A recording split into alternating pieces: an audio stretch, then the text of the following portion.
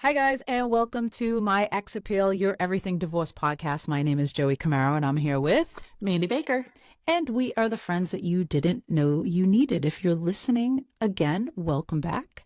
And if it's your first time, Mandy, welcome to the party, bitch. Welcome to the party, bitch. I don't know why I got so loud, but I did. Joey and Mandy, everything divorce related. We can put the S back in your ex appeal. Joey and Mandy, the friends you didn't know you needed on My Ex Appeal, and everything divorce podcast. So, Mandy, Hey. part of our new series called Unhinged, Perfect. we're going to put a scenario out there. I mean, as our listeners, our 8 listeners, I think we have 8 now, right? As our 8 listeners know, we are divorce coaches and divorce mediators. We're not attorneys, and we never give legal advice. So in this situation, it's what would you do in this situation as far as if you were in mediation, you're negotiating with your soon-to-be ex, how would you handle this situation? Are you ready for the first situation? I'm ready. Let's go. And we really want our listeners to join in the conversation. So if you have a say or you would tell us what you would do, or maybe it's what you did do, go Let us over know. to our YouTube channel, My Ex Appeal, and join the conversation there. You can comment. And if you want to not comment because you don't want people to know that you listen to our podcast, which is, we get it. You can shoot us a DM on my_ex appeal on Instagram. We won't say your name. Or share your story. And then share your story. If you're going through something, let us know, and we can feature it on Unhinged and share what we would do. Exactly. So this is just our opinion. We're very Yes. opinionated people, Yes. and this is our opinion. So, scenario, Mandy. Number 1. Okay. Let's say you're married to your spouse for 10 years. Okay. You have kids. They're about elementary school age. You both decide that you want to get a divorce. You're splitting assets. Not many assets to split. Debt is pretty much separate, right? Going into because when you split, you also split assets, and you also have to talk about splitting debt too. People Right. don't understand that.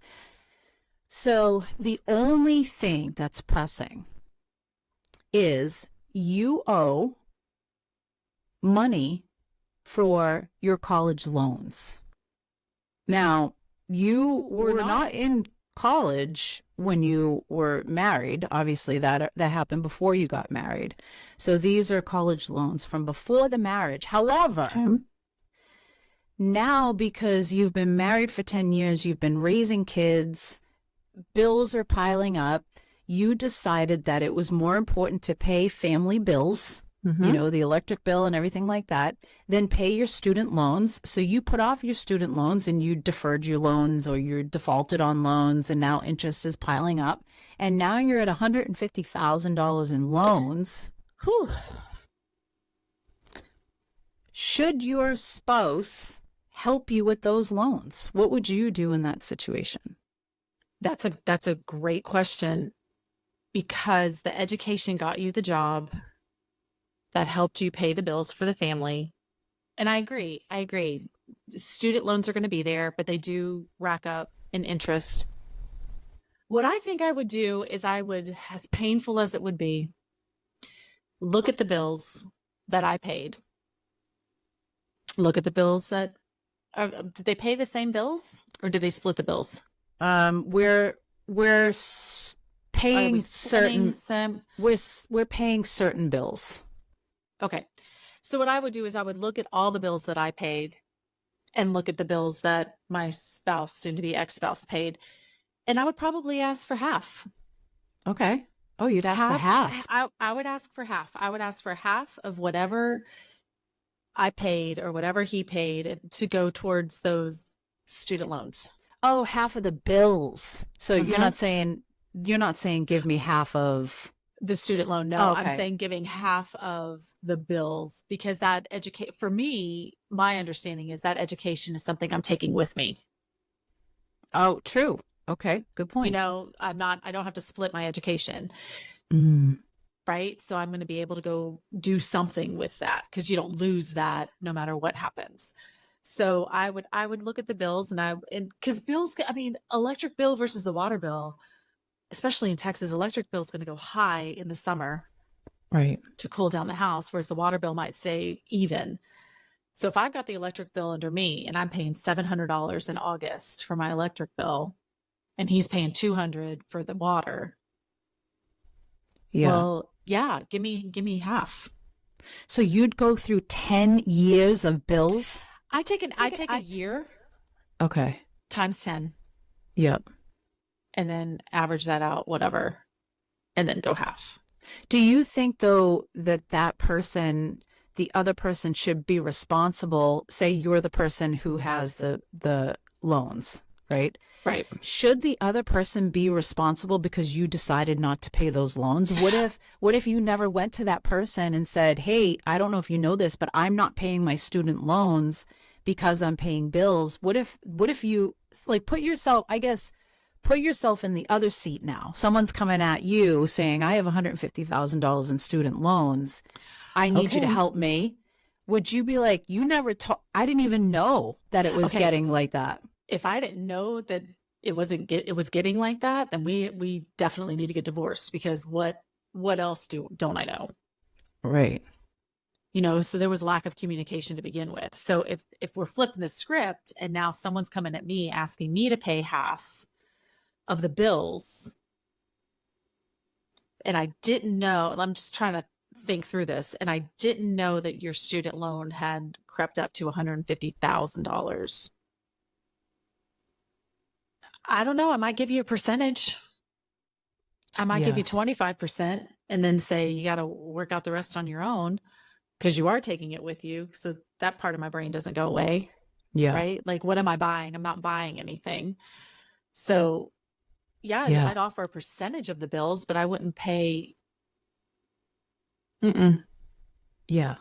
I know. Well, it's different when you're thinking about it from that seat, like the one who Right. has to pay. You're like, wait a Right. second. What if you did know though? What if over the years the person said, "Hey, I am struggling here. I'm trying to pay these particular bills and I'm defaulting on these loans now." Depends on the relationship, depends on everything else that we had on the table. But if we don't have a lot of assets to split and we still have the kids to take care of, and they're in elementary school, so that's a long haul. Right. You still have car, college, all the things for school.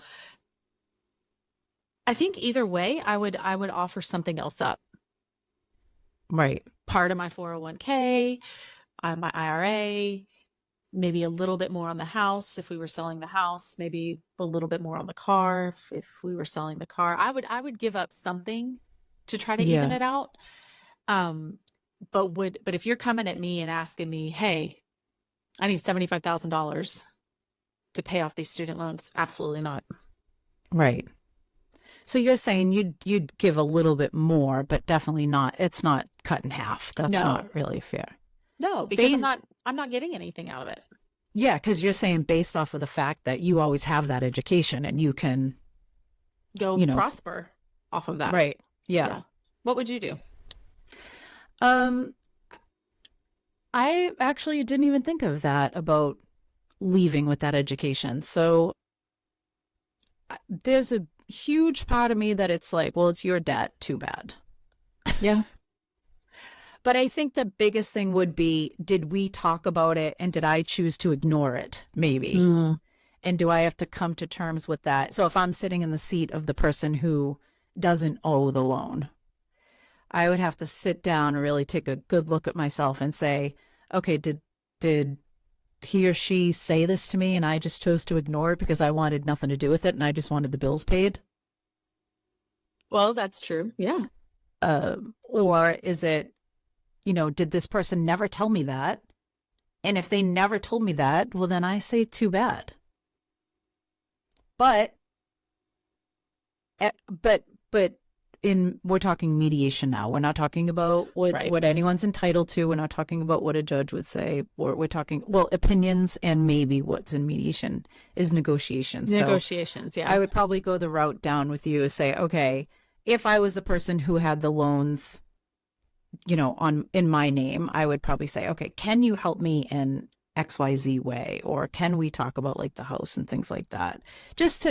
I think that if you're married for a long time, especially like 10 years, and you have kids together, isn't it in your best interest to make sure that, say, if it's me who has the loans, isn't it, and I'm married to you, Mandy, isn't it in your best interest that I'm, say like the mother of your kids, that I'm not going to end up drowning in debt, and I can't, the kids are coming over to my house and they're eating mac and cheese because I'm paying off. Student loans are insane.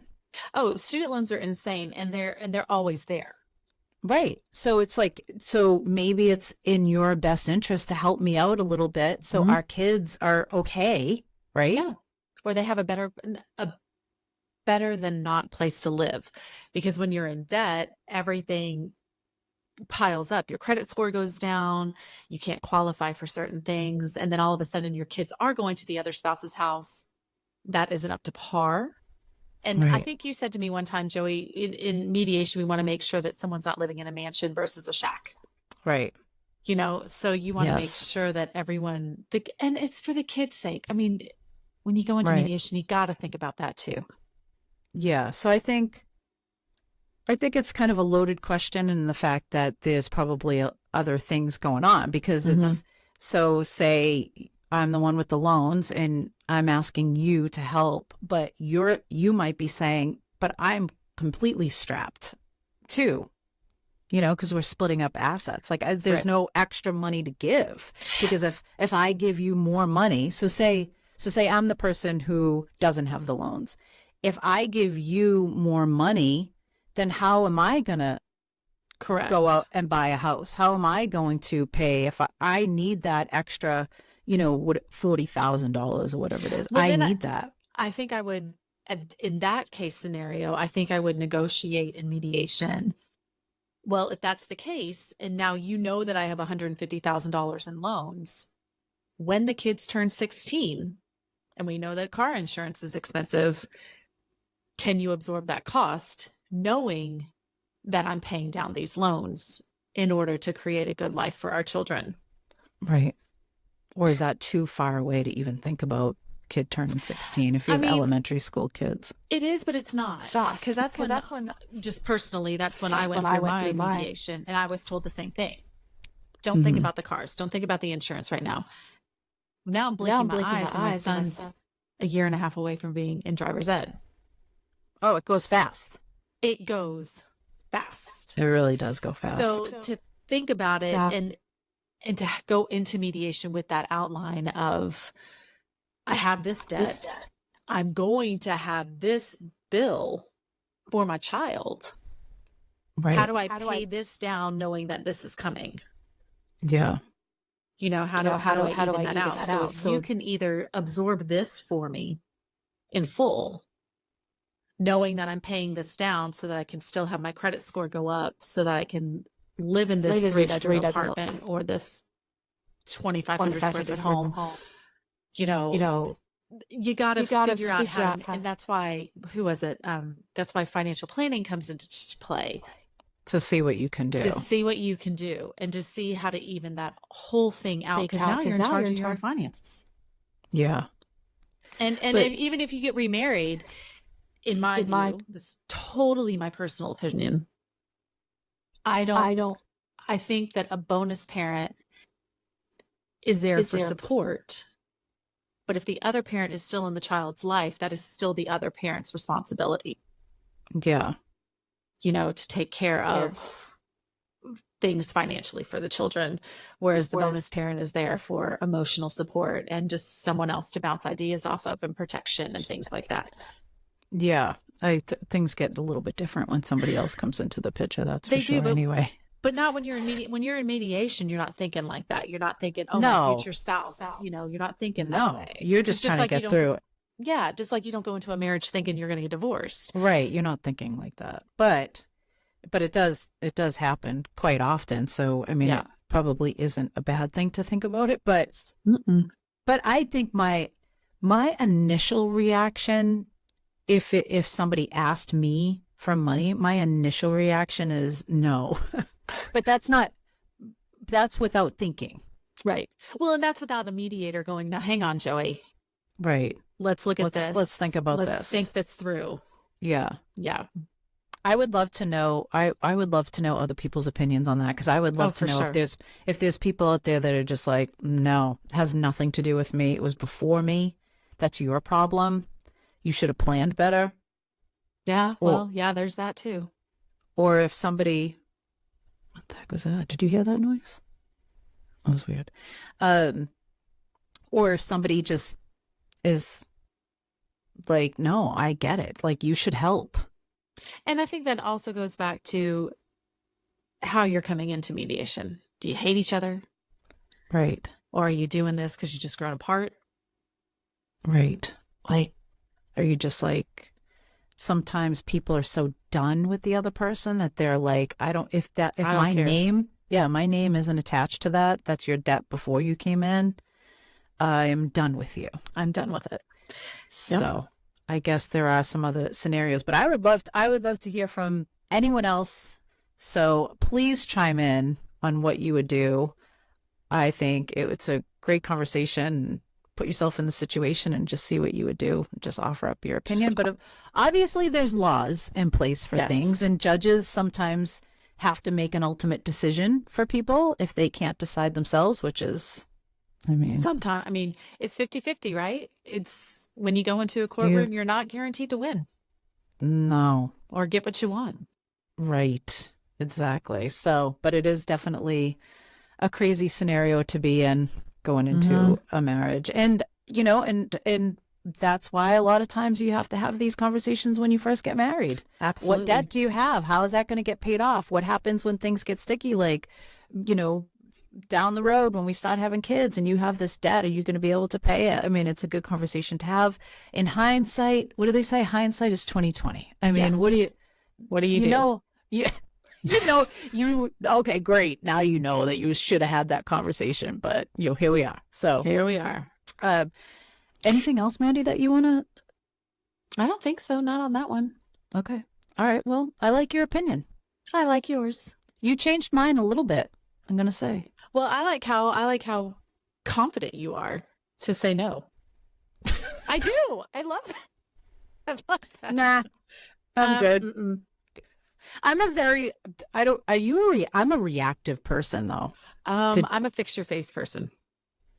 Okay. So you're not reactive. You think. I'm learning to think through it. Okay. And then I'm definitely that person who sits in bed and goes, damn it, I should have said that. Oh, see, I'm opposite. I say it and say, damn it, I shouldn't have said that. Do you see what I'm saying? Yeah. So I'm reactive, meaning I would just be like, no, fuck you. Yeah. No, But that's not right. I'm more of I'm such a people pleaser. So I'm more of I'll put myself last and then I'll go home and I'll be like, screwed myself. Damn it. Yeah. Well, good thing we're opposite. Yeah, Works out. it does. Okay, so join the conversation. Head over to My Ex Appeal on YouTube and comment. Don't forget to hit the subscribe button. Hit a button. And if you would rather join the conversation in private, you can always send us a DM. We won't say your name. It's fine. No, we would and never do that. Never do that. And don't forget to ask our opinion. That's all it is. Everybody Yeah. has one. And We're divorce coaches. We can help. we can help. That's what we do. And So we're opposite, so you're getting two different opinions. no shit, Mandy. My God. So that's good to know. Okay, guys. We will see you next time on My Ex Appeal. Thanks Talk for to listening. you later. Bye. Bye.